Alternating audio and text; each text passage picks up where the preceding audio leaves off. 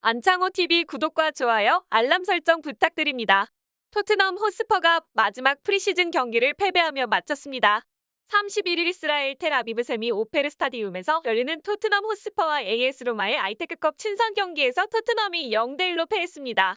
앞서 토트넘은 프리시즌 3경기에서 2승 1무를 거뒀고 손흥민은 3경기 연속 공격 포인트와 함께 2골 3도움을 올렸습니다. 손흥민은 지난 13일 서울에서 열린 팀 K리그와 경기에서 멀티골을 몰아쳤고 16일 수원에서 열린 세비야전에서 어시스트를 기록했습니다. 또 24일 스코틀랜드 글래스고에서 열린 레인저스전에서 2개의 어시스트로 케인의 2골을 모두 도왔습니다. 이번 경기에서도 손흥민 선수는 세간의 주목을 받았는데요. 아쉽게도 손흥민 선수는 무리뉴 감독의 지시하에 펼쳐진 적극적 대인 압박 전술에 빛을 발하지 못했습니다. 토트넘은 전반 28분 코너킥 상황에서의 헤더 기회를 놓쳤고 득점 기회를 살리지 못해 패했습니다. 손흥민은 선발 출장에 히샬리송과 교체될 때까지 67분간 활약했지만 공격 포인트를 기록하지 못했습니다. 이날 로마에는 새로운 이적생 파울로 디발라가 첫 선발 출장했습니다.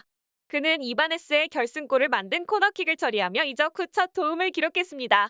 그는 이전부터 손흥민 선수의 열렬한 팬임을 공공연히 밝혔는데요.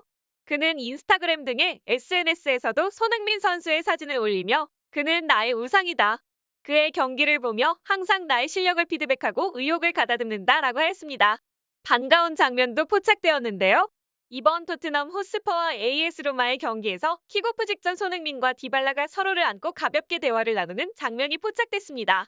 유벤투스에서 무려 7시즌간 활약한 디발라는 2021 22시즌 종료 후 계약 기간이 만료돼 FA로 지난 20일 AS 로마에 입단했습니다. 디발라는 로마 팬들에게 엄청난 환영을 받으며 이적하자마자 팀의 새로운 에이스로 기대를 모았습니다. 현지 언론에 따르면 그의 유니폼은 종전 크리스티아누 호날두가 유벤투스 입단 당시 갖고 있던 이탈리아 내 유니폼 하루 최다 판매량 기록을 깼습니다.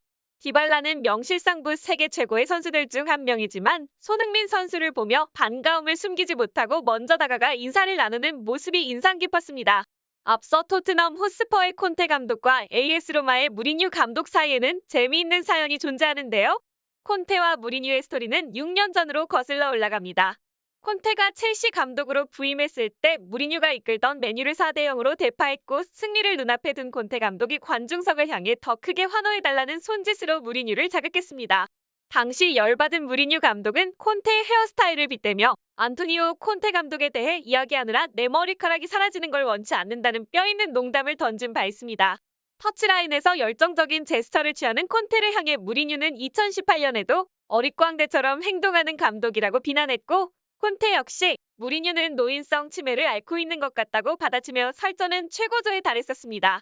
그러나 이번 경기 전 인터뷰에서는 서로를 존중하는 태도를 잠깐 엿보았는데요. 콘테 감독은 무리뉴 감독과 나는 서로에 대한 존경심을 갖고 있다라며 이스라엘 텔아비브에서 펼쳐질 AS 로마와의 마지막 친선전을 앞두고 과거 수차례 불화를 빚었던 무리뉴 감독에 대한 존중을 전했습니다. 전 유벤투스 사령탑이었던 콘테 감독은 이탈리아 매체 라가제타델로 스포츠를 통해 AS 로마 같은 훌륭한 팀과 경기를 할 수 있게 돼 기쁘다면서 무리뉴 감독과 나는 서로에 대한 상호 존중의 마음을 갖고 있다고 말했습니다. 이 스포츠의 역사는 우리의 진짜 색깔을 보여준다. 우리는 서로를 가장 높은 레벨로 평가하고 있다. 내일 우리는 평상시처럼 서로 허그하며 인사할 것이라고 덧붙였습니다. 토트넘과 로마는 같은 목표를 가진 팀이다. 팀을 만들어가고 있고 각각 잉글랜드와 이탈리아에서 슈퍼파워를 갖는 것을 목표로 하고 있다. 로마는 과거 이탈리아 리그를 지배한 유벤투스, 인터밀란 등과 경쟁하고 있다. 우리는 맨시티, 리버풀, 첼시, 맨유 등과 싸워야 한다. 우리는 같은 목표를 갖고 있기 때문에 좋은 비교가 될 것이라고 기대했습니다. 그러나 경기가 끝난 후 무리뉴는 환한 얼굴로 인터뷰장을 찾았는데요. 그는 인터뷰장에서 곧바로 나는 이번 경기에서 큰 실망감을 가졌다. 토트넘 호스퍼의 선수들은 세계 최고의 선수들로 구성되어 있다. 특히 한국의 손흥민 선수는 작년 프리미어리그에서 득점왕을 했을 정도로 대단한 선수이다. 그러나 약 70분간의 출전에도 이 선수로 득점 기회를 노리지 못한 것은 손흥민 선수의 사용법을 전혀 모르고 있는 것이며 손흥민 선수의 제 실력을 깎아내리고 있는 것과 다름없는 것이라는 발언을 전달했습니다. 또한 무리뉴 감독은 경기 후 토트넘 호스퍼의 단장인 파비오 파라티치와도 이야기를 나누었는데요. 영국 더선 기자인 톰 바클레이는 경기 중 개인 SNS를 통해 무리뉴 감독과 파라티치 단장은 후반전 이후 활기차게 대화를 나눴다며 두 사람이 대화를 나누는 모습을 촬영해 공개했습니다.